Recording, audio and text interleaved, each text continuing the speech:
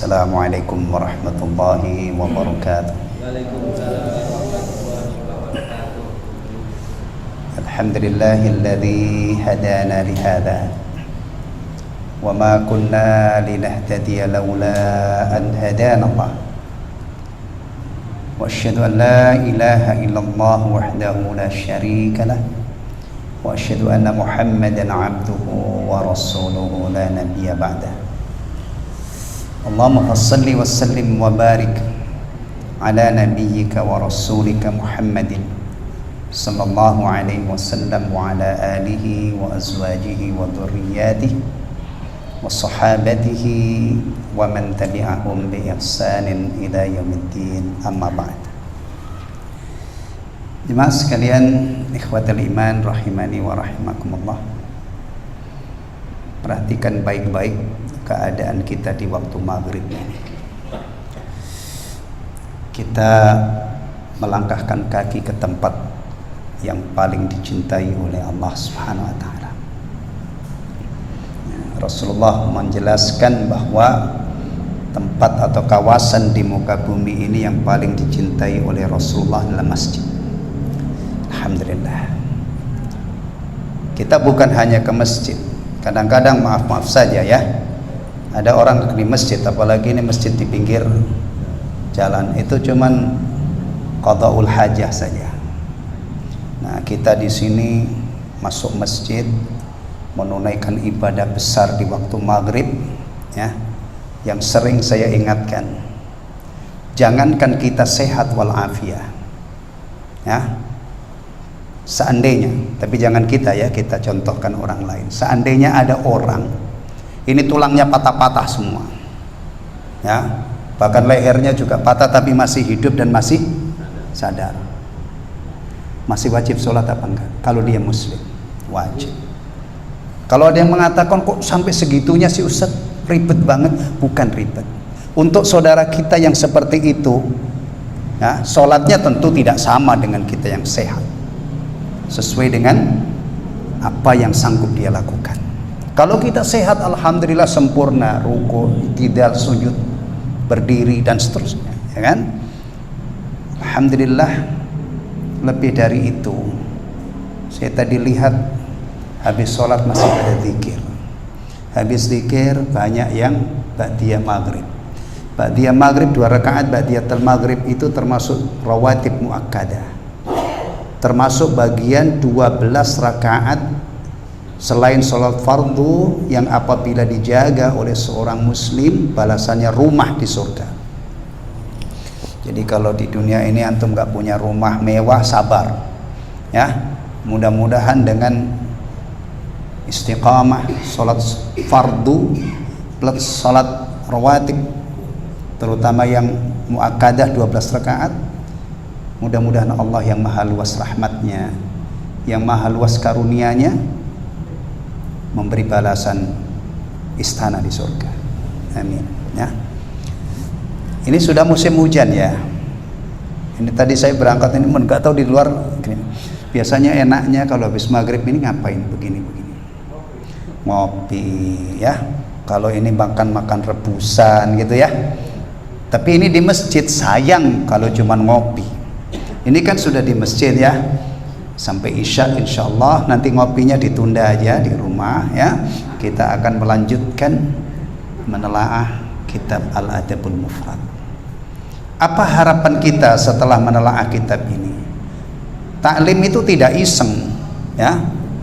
Kalau mancing mungkin iseng ya, iseng nggak ada kerjaan saya mancing misalnya.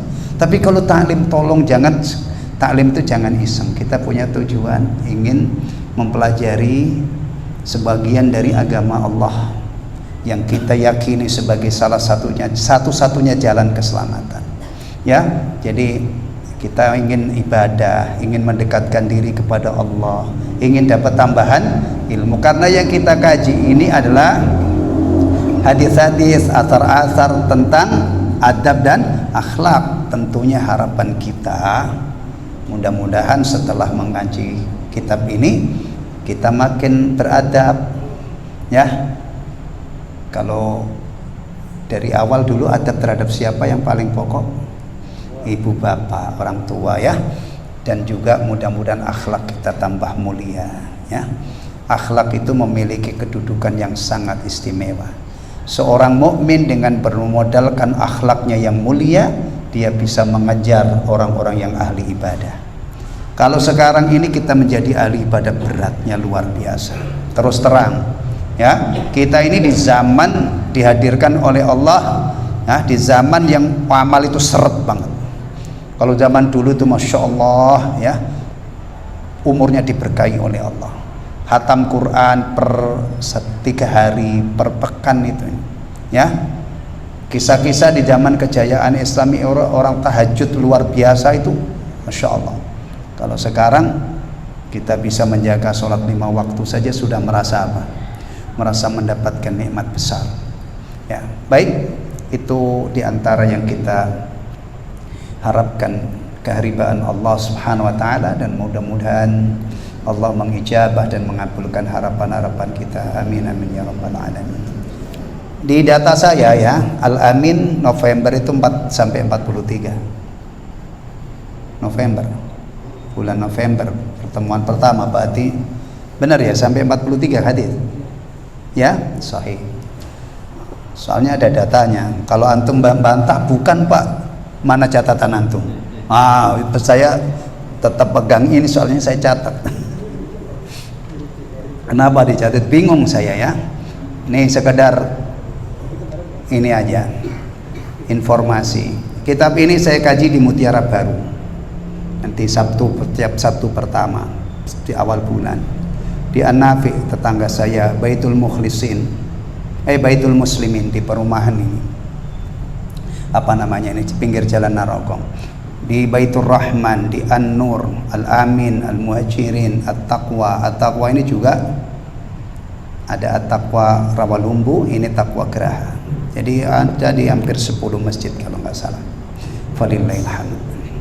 Yang paling jauh ini yang di Masjid At-Taqwa Rawalumbu, karena ngajinya 3 kali sepekan, Senin, Rabu, Jumat. Itu sudah hadis 700 sekian. Ya, insya Allah nanti antum juga sampai 700 ya. Tapi kayaknya duluan pemilu deh. Ya, pemilu kan bulan Februari ya. Ya, tapi insya Allah nanti kalau istiqomah lama-lama, mudah-mudahan khatam. Amin ya rabbal alamin. 43 ya, kita mulai dari 44 berarti sekarang ya. Baik. Ada bab ini. Ini sudah banyak yang hilang ini, ilmu ini ya, sudah banyak yang tidak tahu. Alhamdulillah kita temukan bab la yusammir rajulu abah wala yajlisu qablah wala yamshi amamah. Bab apa itu? Seseorang tidak memanggil nama ayahnya, nama bapaknya. Alhamdulillah ini ya, anak kan tidak ada yang manggil nama bapaknya kan. Kalau di sini ya ayah, papa. Kalau di kampung dulu ada, di kampung-kampung itu ada yang manggil Pak E. Enggak tahu kalau orang sini apa. Saya dulu waktu bukan dulu waktu ayah saya masih hidup rahimahullah, saya manggilnya Pak E. Manggil ibu Mae. Itu kebiasaan saya. Ya, tapi tidak manggil nama. Ya kan, alhamdulillah berarti sudah sesuai dengan judul ini ya. Wala yajlisu qablahu, dan tidak duduk sebelum ayahnya duduk. Maksudnya anak itu termasuk sopannya anak, beradabnya anak, tidak duduk mendahului ayah ibunya atau orang tuanya. Wala yamshi amamahu, dan tidak berjalan di depannya. Ya, ini tentunya tidak harga mati, ini idealnya.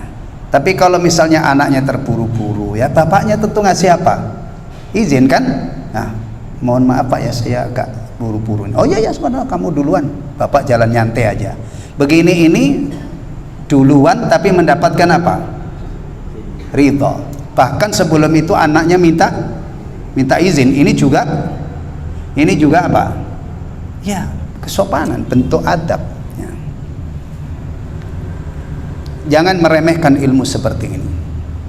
Sering saya ingatkan, Jangan karena kita ini merasa pinter, merasa cerdas, kemudian begitu aja dipelajari. Emang saya nggak tahu apa? Lihat fakta kehidupan, realita kehidupan. Nah, apa mesti kalau anak itu pinter, sukses, dia bisa mengamalkan ini? Hati-hati, berapa banyak orang tua itu tergusur, ya. Jangankan hanya tidak berjalan di depan orang tuanya, kadang-kadang lebih parah dari itu. Orang tua yang bersusah payah berikhtiar menyebabkan anaknya sukses, ketika anak ini sudah menikmati kesuksesannya, dia punya istri, bahkan kadang-kadang istri bisa sampai 4 loh kalau orang sukses itu, ya. Dia punya anak, bayangin kalau anaknya itu masing-masing istri rata-rata 5, sudah berapa? 20. Mestinya orang tua ini punya menantu 4, punya cucu 20. Mestinya. Tapi kadang-kadang orang tuanya ini tergusur, ya.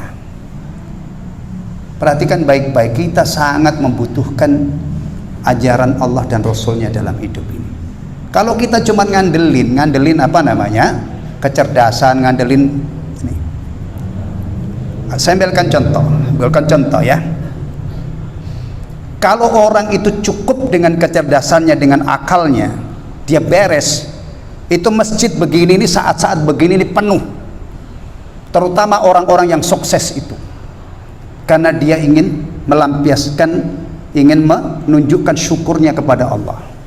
Syukur itu idealnya berbanding lurus dengan keadaan seseorang.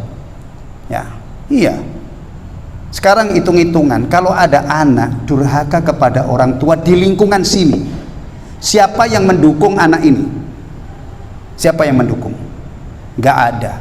Semua orang pasti menganggap ini perbuatannya keterlaluan. Sekarang Allah yang menciptakan manusia itu dari nutfah, tampang yang ganteng sempurna, dikasih kenikmatan yang luar biasa banyaknya. Kadang-kadang mobilnya saja itu berderet. Biasanya kalau orang mobil berdarat bukan mobil rental, Pak, ya dia mobil pribadi. Itu maaf saja, kelasnya bukan kelas yang murah. Kalau di total itu ratusan mil. Itu mestinya kan syukurnya kepada Allah. Kalau berdurhaka kepada orang tua saja, anak terutama ibu ya, orang berakal tidak mungkin ada yang bisa menerima. Bahkan mungkin di negara komunis sekalipun tidak ada yang merestui. Tapi tidak bersyukur kepada Allah itu lebih naif daripada durhaka kepada orang tua. Banyak. Mana? Iya.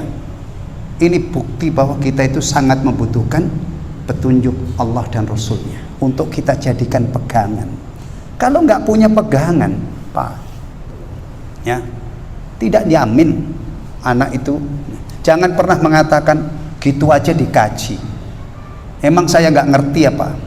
Oke, kalau Anda ngerti, belum tentu Anda sanggup mengamalkan. Ya. Jangan pernah menyombongkan diri di hadapan ilmu yang bersumber dari Allah, dari Rasulullah, dari para ulama yang disarikan, atau kadang-kadang ilmu itu adalah pengamalan dari apa yang diajarkan oleh Rasulullah Sallallahu Alaihi Wasallam. Ya, ini yang pertama. Memang cuma satu hadisnya yang dalam hal ini. Haddatsana Hisham bin Urwah an abihi aw ghairihi. Hisham bin Urwah menceritakan kepada kami dari bapaknya atau dari selain bapaknya. Yang jelas dari bapaknya atau dari orang lain. Anna Abu Hurairah radhiyallahu an, bahwa Abu Hurairah radhiyallahu an, semoga Allah meridai, absara rajulaini, melihat 2 orang laki-laki. Abu Hurairah melihat ada 2 orang laki-laki. Faqala li ahadihima, lalu dia bertanya kepada salah satu dari keduanya, salah satu dari 2 orang ini. Rupanya yang ditanya ini yang muda ya, yang muda. Ma hadza minka, apa hubungan orang ini denganmu? Faqala, orang yang ditanya ini menjawab, yang muda ini yang ditanya, karena jawabnya abi, bapakku.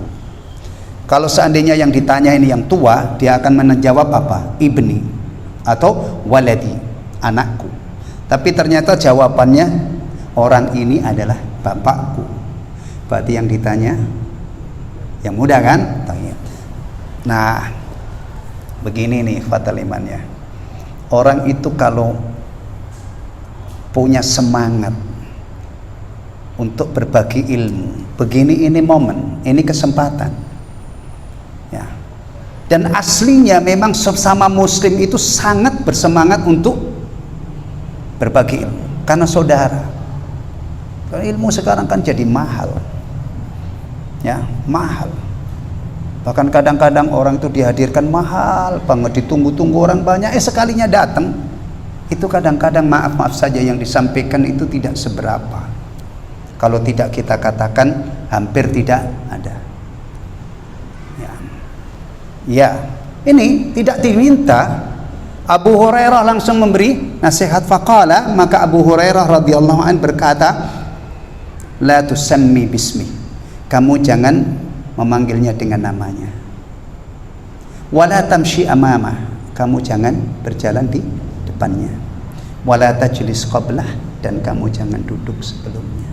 Ini ajaran Abu Hurairah radhiyallahu anhu. Abu Hurairah itu sahabat yang paling banyak meriwayatkan hadis Nabi sallallahu alaihi wasallam. Dibagi cuma-cuma, gratis ketika bertemu dengan dua orang. Ada yang menarik juga di sini ya. Ini yang perlu kita teladani. Tolong kalau kita itu ketemu orang, berbicaralah. Tanya, assalamualaikum, bapak dari mana pak? Tinggal di mana? Ngomong, supaya dari omongan ini nanti akan membuka. Karena memang Allah subhanahu wa ta'ala dalam kitab suci kita mengkabarkan Allah menciptakan orang bersuku-suku, berbangsa-bangsa itu pertama lita'arofu, untuk saling kenal. Ini kadang-kadang sesama muslim itu bertemu tiap hari, tidak ada minat untuk saling kenal. Padahal kita ini mestinya mengambil kesempatan berbaur dengan orang, ambil. Nah, ya. Dan orang itu kalau misalnya bisa menghidupkan suasana dengan ngobrol yang baik, itu enak. Ya. Kadang-kadang kita itu hanya berdua dengan orang lain yang tidak kita kenal. Ya, saya itu kalau hari Senin kan dari Cawang itu ya, Cawang.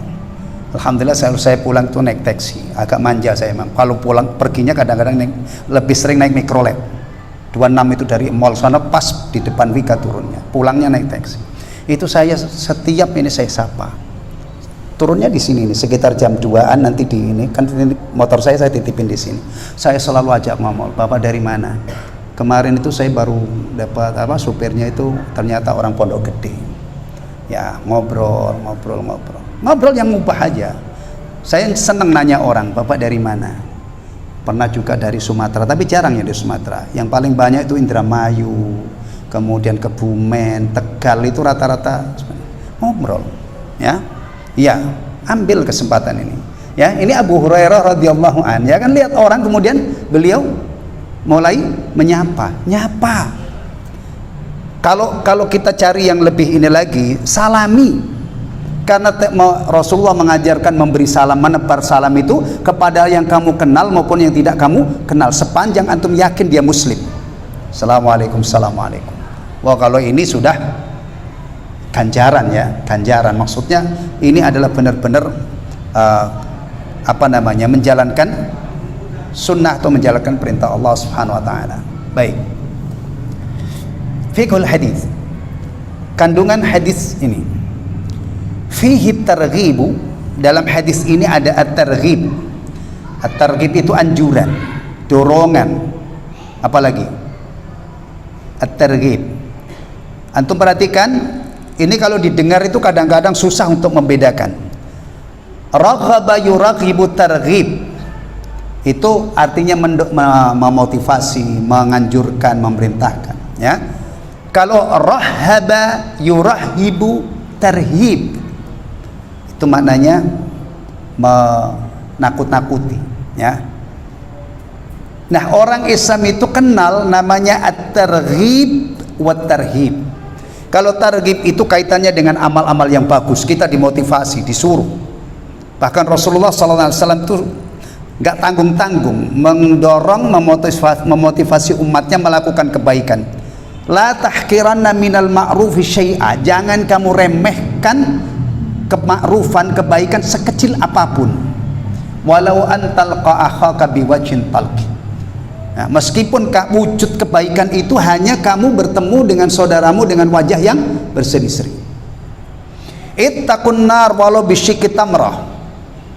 Selamatkan dirimu, tangkallah dirimu dari api neraka meskipun hanya dengan bersedekah separuh butir kurma. Bukan sebutir penuh. Separuh, meskipun. Kalau memang adanya itu atau yang senilai dengan itu, jangan disia-siakan. Apalagi kalau orang kaya, Masya Allah, memotivasi orang kaya supaya diridhoi oleh Allah dengan modal hartanya. Nah, baik orang-orang kaya, keluarkan zakat Anda. Harta Anda akan sebelum itu carilah rizki dengan cara yang diridhoi oleh Allah. Jangan menghalalkan segala cara, berat nanti hisabnya. Taib, kalau sudah dapat, bayarkan zakat. Hartamu akan bersih. Ya. Berbuat apa namanya, infakkan hartamu di jalan Allah. Ya. Tadi Ustadz kita baca ayat infak itu. Ya. Orang yang perumpamaan orang yang menginfakkan hartanya di jalan Allah, oh itu ganjarannya besar banget. Dapatkan. Iya kan? Nah, tapi kalau orang miskin, saya nggak punya apa-apa. Nabi sampai mengatakan ittaqun nar walau bisyikki tamrah. Kalau kamu tidak mendapatkan itu, masih ada satu alternatif lagi. Faman lam yajid fa bi kalimatin thayyibah. Nih, orang yang mengikuti petunjuk Nabi, dia akan habis-habisan berusaha bagaimana supaya selamat. Ya. Sampai kalau tidak punya, yang dipunya itu hanya separuh butir kurma, dia berikan. Mudah-mudahan diterima oleh Allah. Kalau ada orang geledek, sedekah cuman segitu, memang apa artinya? Oh, orang ini berarti nggak kenal ilmu sedekah. Ilmu sedekah itu ya, kalau itu harta yang halalan thayyibah, kemudian niatnya ikhlas, ingat Allah yang diharapkan menerima sedekahnya itu asyakur. Kalau manusia kan mungkin apa ini gitu kan, tapi Allah itu asyakur, zat yang maha berterima kasih, membalas amalan sedikit dengan balasan yang berlimpah ruah. Bahkan Allah janjikan balasan amal itu bukan per gram. Kalau barang berharga, emas kan dijual per gram ya, perak juga per gram. Allah menghargai amal soleh bukan per gram. Dzarrah. Faman ya'mal mithqala dzarratin khairan yara. Kita ayat Al-Quran itu kadang-kadang hadir sebagai motivator yang luar biasa. Dulu ada seorang motivator hebat, Masya Allah. Kalau memberi motivasi di satu ini mungkin ratusan juta dianya. Sekarang hilang ditelan zaman. Udah nggak usah saya sebutkan, antum pasti tahu. Kalau tidak ada motivator yang berdiri di hadapan kita, seharusnya orang Islam itu dengan membaca Al-Quran, membaca hadis-hadis Nabi, itu kadang-kadang ayat itu menjadi motivator yang luar biasa. Ya, faman ya'mal mithqala dzarratin khairan yara. Ini pelajaran yang dipetik dari ayat ini. Seharusnya orang itu tidak pernah meremehkan kebaikan sekecil apapun, karena Allah janjikan balasannya per darah. Tapi umur kita ini menjadi kempos, gara-gara apa? Yang kecil-kecil itu kita remehkan, yang besar-besar kita cuman mengandai-andai. Duhai, saya punya duit miliaran, saya umroh. Nanti kalau benar dapat miliaran belum tentu. Sementara yang sholat 5 waktu di depan mata, nggak usah ke Mekah, cukup ke masjid, cukup menghadap Ka'bah. Kalau umroh haji itu kan harus tawaf, salah satunya. Nggak usah muter-muter 7 kali di Ka'bah, cuman dituntut fawalli wajhaka syatral masjidil haram. Sekarang kalau orang Bekasi daftar hari ini, kapan berangkatnya? Saya dengar di Kalimantan sana itu ada 40 tahun atau berapa.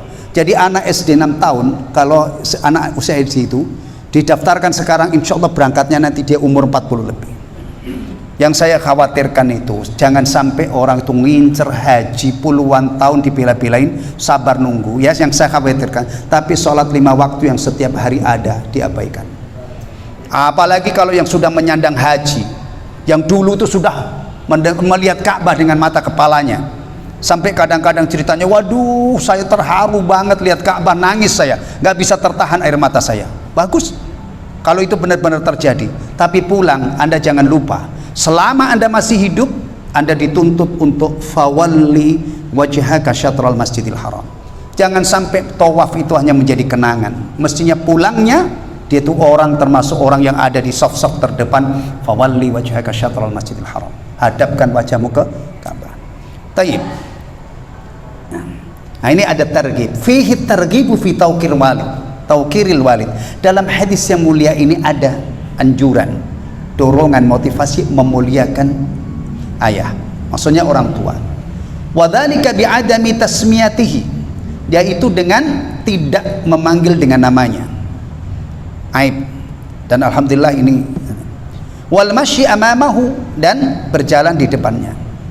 Wa adamil julusi qablahu, dan tidak duduk sebelum ayah duduk. Fil majalisi wal mahafili, di tempat-tempat, di majelis-majelis dan di perkumpulan-perkumpulan. Dah. Bayangin ya, kalau ini dijaga oleh seorang anak. Dan selain ini sudah kita temukan di awal, anak itu dilarang untuk mengatakan dilarang membentak-bentak orang tuanya, diperintah oleh Allah berkata yang mulia. Baik. Kemudian wahfid lahuma janahadh-dhulli minar rahmah, anak itu juga diingatkan oleh Allah, diperintahkan oleh Allah agar tawadhu kepada orang tuanya. Bayangin kalau orang tua itu punya anak seperti ini, kalau ngomong masya Allah ya, ngomongnya sopan ya kan, anaknya tidak bandel, tidak apa istilahnya ya, tidak sombong terhadap orang tuanya, plus ini dijaga, itu benar-benar menenteramkan hati ya. Tapi kalau begini ini diabaikan ya, ngomong yang itu juga diabaikan, lama-lama anak itu bisa bunuh orang tuanya. Tapi kalau ini dijaga gitu, insya Allah berlapis-lapis. Bagaimana kepikir membunuh orang, setiap dia ngomong ingat Allah yang memberikan bimbingan langsung kan kepada para anak. Jangan kamu bentak-bentak orang tuamu, jangan berkata Kalau ini terus dipegang, ini juga terus dipegang, insya Allah anak itu enggak. Ada kan anak bunuh orang tuanya? Itu cerita dari mana? Dari Tiongkok? Hah? Nah, kalau di Tiongkok yang berkuasa Partai Komunis, masjid di sana dihancurin, udah banyak banget. Ini cerita begini, ini dari negara yang di satu sisi dibanggakan sebagai orang negara yang paling banyak. Ya alhamdulillah. Tapi ini terjadi. Kan berarti ini tantangan bagi kaum muslimin. Tolong dong urusan Islam itu jangan hanya banyak-banyakan kuantitas, tapi kita mari berlomba-lomba dalam kebaikan, termasuk berlomba dalam birrul walidain. Makanya ilmu-ilmu begini ini penting ya. Karena kadang-kadang anak-anak kita itu masya Allah belajar yang jauh-jauh, tapi yang begini ini terlewatkan. Baik, bab berikutnya, kalau memanggil nama tidak beradab ya, tidak sopan. Sekarang bab hal yukni abah, apakah anak itu boleh memanggil nama panggilan? Kalau di Arab itu ya di sini juga berlaku, tapi ini kita pakai dari Arab dulu, kebiasaan di Arab. Orang itu punya namanya asli, punya nama asli ya. Kemudian kebiasaan orang Arab itu nama asli ini disambung dengan nama ayahnya, bahkan kadang-kadang sampai bapaknya. Kalau kita kan enggak, rata-rata nama kita itu ya nama udah putus. Bapak kita siapa? Itu biasanya kalau nikah. Kalau nikah baru disebut binnya kan. Sehari-hari enggak. Ya, nama saya Subakir. Bapak saya Ahmad Siraj misalnya rahimahullah. Saya ambil potongan nama bapak saya tempelkan di belakang, Subakir Ahmad. Tapi masih banyak orang di mana-mana itu kenal puluhan tahun Ahmad Subakir. Padahal aslinya itu nama saya Subakir. Saya ambil panggalan dari nama ayah saya rahimahullah, Subakir Ahmad. Nah, tapi rata-rata kita ini nama, tapi di Arab itu nama bin, ya kan? Makanya kalau kita belajar sirah Rasul, tidak disebut Muhammad saja, Muhammad bin Abdullah. Ya, itu biasa. Nah, nanti kalau orang ini punya anak, itu punya nama panggilan, namanya kunyah. Kunyah itu nama yang diawali dengan abu. atau ummu. Nah, ya, ya, Abu Bakar itu kunyah. Abu Hafs kunyah, nama aslinya Umar, kunyahnya nama panggilannya Abu Hafs, Umar bin Khattab. Ya. Nah, ini ada pembahasan, boleh nggak anak itu memanggil nama panggilan ayahnya, bukan nama aslinya. Kalau yang pertama tadi nama aslinya. Nah, nama aslinya ya. Nah, ini yang pertama, hadis yang pertama dalam bab ini. An Syahr bin Haushab qal, dari Syahr bin Haushab, beliau berkata, kharajna ma'a ibni Umar, kami keluar bersama Ibnu Umar. Faqala lahu Salim, lalu Salim berkata kepadanya. Salim ini anaknya Ibnu Umar. Ternyata dia memanggil Ibnu Umar itu dengan panggilan, nama panggilannya, As-salah ya Aba Abdurrahman. Salim putranya ini mengingatkan, salat wahai Abu Abdurrahman, bapaknya. Dia tidak memanggil nama bapaknya, tapi manggil kunyahnya, nama panggilannya Abu Abdurrahman.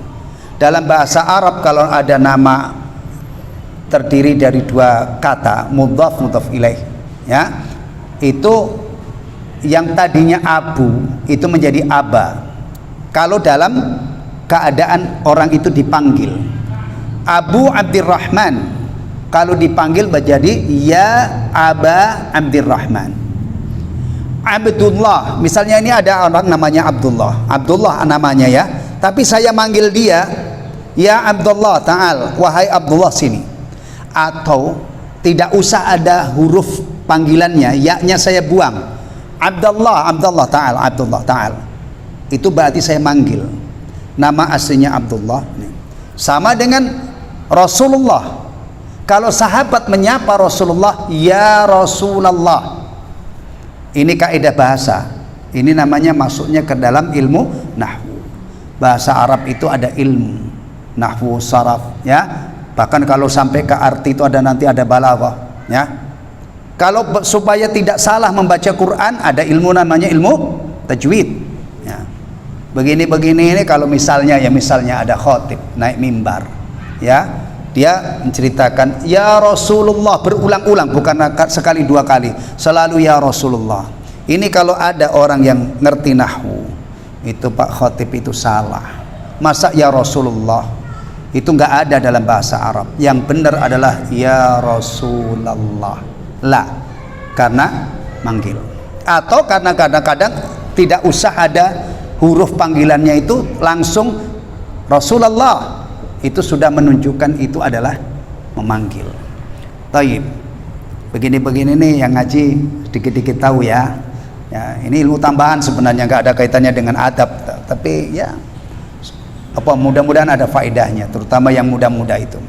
Nah, ternyata Salim memanggil Ibnu Umar dengan nama panggilannya, berarti menunjukkan apa ini? Boleh. Itu bukan dianggap sebagai tidak beradab atau tidak sopan. Hadis yang kedua sama. An Abdullah bin Dinar, dari Abdullah bin Dinar. An Ibni Umar radhiyallahu anhuma, dari Ibnu Umar semoga Allah meridhoinya. Ini Ibnu Umar itu pernah menyebut bapaknya Umar bin Khattab, ya. Dia mengatakan begini, Ibnu Umar mengatakan, lakin Abu Hafs Umar qadha, akan tetapi Abu Hafs Umar telah memutuskan demikian. Menyebut bapaknya dengan nama panggilannya. Kalau tadi anaknya Ibnu Umar manggil Ibnu Umar ya Aba Abdurrahman, Ibnu Umar sendiri pernah menyebut bapaknya dengan menyebut nama panggilannya. Kesimpulannya apa? Fiqhul haditsain, kandungan dua hadis ini, dua ya, kesimpulan kandungannya atau kesimpulannya dijadiin satu. Al haditsani yadullani ala anna al mar'a lahu an yunadiya aw yadhkura abahu bi kunyatihi. Hadis ini menunjukkan bahwa seseorang dia boleh memanggil atau menyebut ayahnya atau orang tuanya dengan nama panggilannya Abu, ya. Sebenarnya istilah ini sudah berlaku di negeri kita. Di tempat saya itu kalau ada orang punya anak, itu biasanya nama aslinya itu jadi hilang, ketutup dengan nama anak itu. Cuman karena bahasa sana itu Jawa ya, jadi tidak Abu, Bapak E. Anak saya yang pertama itu namanya Abdullah Azam, panggilannya Azam. Orang-orang itu manggil saya sudah tidak lagi Pak Bakir, menyebutnya Bapak E Azam. Nah, itu berarti itu sama dengan itu sebenarnya kunyah, cuman diterjemah ke dalam bahasa Arab. Bapak E Azam itu kalau diarabkan menjadi Abu Azam. Jadi fenomena baru-baru ini Abi Umi itu kan sekarang banyak ya, anak-anak manggil ayahnya Abi, manggilnya Umi, tapi kadang-kadang manggil kakeknya engkong kan gitu. Kalau orang Arab kan memang satu ini ya. Nah, tapi ini fenomena. Ya kalau menurut saya sih sebenarnya tidak harus Umi, Abi, yang penting itu manggilnya beradab. Ada yang manggil bunda, manggil ibu, ayah, itu enggak apa-apa ya. Nah, nanti pasangannya di sana itu kalau biasanya pakai ibu ya, Bu E Azam. Nah, itu sama dengan Ummu Azam. Enggak tahu antum ada yang di tempat antum berlaku itu enggak? Kalau orang itu punya anak, biasanya itu nama aslinya tertutupi kayak ini tadi, Abu Fulan gitu ya. Nah, jadi anak boleh memanggil dan dianggap tidak sopan. Bukan berarti enggak sopan. Wa anna fihi naw'an minal ikrami li abihi wa ta'addub ma'ahu. Ya, dan ini mencerminkan pemuliaan terhadap dan beradab terhadap bapaknya. Idlam yadhkurhu bismih, karena dia tidak menyebut namanya. Kalau menyebut namanya itu apa ya, bahasanya apa? Tidak sopan ya, anak menyebut nama ya. Bahkan kalau cerita itu juga tidak lazim kan anak ini. Biasanya anak kalau menceritakan bapaknya yang namanya Abdullah misalnya, tidak, Abdullah kemarin itu dia ke pasar beli ini, nggak mungkin. Bapak kemarin ke pasar, bapak tetap statusnya. Ya. Jadi menyebut menyebut nama bapak itu baik dalam manggil atau menceritakan bapaknya itu memang menurut ukuran kita juga termasuk tidak sopan kalau anak itu menyebut namanya. Nah, tapi kalau menyebut ini tadi nama panggilannya itu boleh. Baik. Idlam yadhkurhu bismihi, karena dia tidak menyebutkan namanya, ka ayyi syakhsin akhar, seperti orang lain, yunadihi, ketika dia memanggilnya, au yadhkurahu bismi, atau menyebutkan namanya. Nah, ini nih ya, orang Arab itu tidak kenal mbah, pak, bang, mas, dik. Ya. Abu Bakar kalau menyapa Umar ya Umar. Umar memanggil Abu Bakar ya Abu Bakar. Iya. Ya. Abu Bakar menyapa Rasulullah ya Rasulullah. Khusus untuk Rasulullah tidak boleh disapa namanya, tidak boleh dipanggil namanya, maka manggilnya statusnya. Nah, kalau di kita itu cerminan adab biasanya diselaraskan, disesuaikan dengan umur seseorang. Dan alhamdulillah saya sangat terbiasa sejak kecil. Nggak mungkin manggil orang tua yang lebih dewasa itu namanya, alhamdulillah, nggak. Nah, kalau di Arab ya begitu. Nah, tapi kalau di sini disesuaikan dengan umurnya. Sepakat ya? Anak kalau ini sampai hari ini nggak bisa ini. Anak sudah bagian dari keluarga Betawi itu puluhan tahun. Tapi anak belum bisa ngomong lo. Ya. Padahal itu di keluarga itu kan biasa banget kan, kakak adik lo itu biasa banget kalau untuk orang yang akrab. Kecuali kalau orang yang baru ketemu nggak sopan. Saya belum bisa ngomong itu, susah. Ya, mungkin istilahnya Jawa saya nggak bisa luntur. Manggil orang saya tidak pernah, ini Pak Yadi, selalu saya panggil Pak. Kalau misalnya ini Dek, atau kecuali yang ini mungkin. Tapi kalau yang apalagi yang sepomba, ya, ini tolong perhatikan ini. Nah, jangan sampai kita ini ditengarai orang setelah ngaji itu nggak sopan. Astaghfirullahaladzim. Setelah ngaji nggak sopan. Apalagi kalau misalnya maaf saja, kalau ada yang sudah ngaji jenggotnya tumbuh, kemudian malah sama orang nggak sopan, itu orang pasti sebel dan tidak pengen ikut ngaji. Dengan halnya itu, dia berarti menghalangi kebaikan. Ya, tolong hati-hati. Kita ini kalau orang ngaji itu ditagih banyak orang. Kalau orang awam semua maklum. Orang itu kalau sudah rajin sholat banyak ditagih kan. Makanya biasanya kalau orang sholat, sudah rajin sholat, melakukan perbuatan yang naif, yang tidak senonoh, wow, orang. Tapi kalau orang biasa itu nggak ada yang ini. Maka bersyukurlah kalau kita ini jadi orang yang rajin ke masjid, punya tanggung jawab moral. Masa iya orang pulang dari masjid nongkrong semalaman di ini, pulang dari masjid pulang, apalagi kita punya keluarga, punya istri. Ya, ada orang itu takut haji ketika dia masih muda. Saya belum siap. Kenapa? Kalau pulang itu dipanggil Pak Haji. Mestinya kalau saya ketemu orang ini, ambil kesempatan ini supaya kamu dari muda bisa istiqomah. Nah, masa haji maghrib masih main burung, apa itu namanya? Nah, gak pantas. Akhirnya kamu dengan pulang dipanggil Pak Haji, antum akan lebih hati-hati. Dan ini salah satu berkah. Ya, karena kalau kita diingatkan orang, kalau kita sadar diri, masa iya taib, ya. Tapi ada yang malah kadang-kadang begitu ya.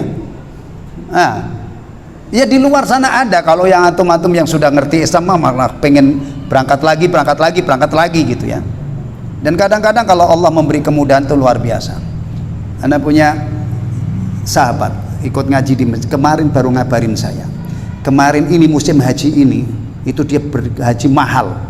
Satu orangnya itu hampir 1,5 miliar. Haji yang apa itu Pak subhanallah, Pak Yadi, haji apa itu? Nah, dia bilang, alhamdulillah Pak Ustadz, tahun ini saya dapat panggilan lagi. Kemarin haji, yang tahun ini dia haji lagi. Begitu. Nah, baik, alhamdulillah.